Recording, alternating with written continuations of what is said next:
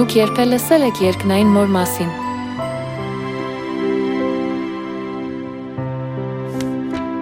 Աստվածաշունչը մի գիրք է, որը վկայում է Աստծո մասին։ Հայր մեր, որ երկնքում ես։ Հիսուսն ուսուցանեց մեզ Հայր Աստվածո գոյությունը։ Առաքյալ Պողոսը մեզ ուսուցանեց Մայր Աստվածո ներկայությունը։ Իսկ վերին Երուսաղեմը, որ բոլորիս Մայրն է, ազատ է։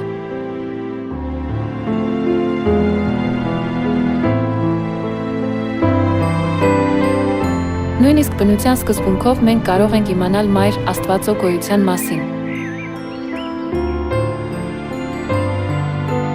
Քաղցր բույրով ու գույներով ծաղիկներ։ Դեպի երկինք ուղված կանաչ ծառեր։ Մարգագետնի թագավոր առյուծ։ Երկնքի տիրակալ արծիվ։ Ծովի նորաձության մոդել արադարձային ձկներ։ Սիրելի երեխա։ Բոլորն իրենց մայրերի միջոցով են կյանք ստանում։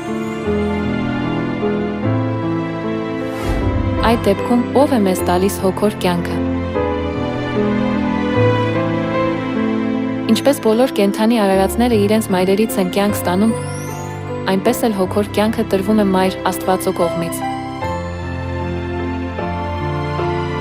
Հոգին ու հարսն ասում են.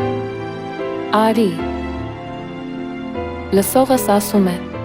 Արի։ Թող գա, ով ծարավ է, ով կամենում է, թող ծրի վերցնի կենաց ջուրը։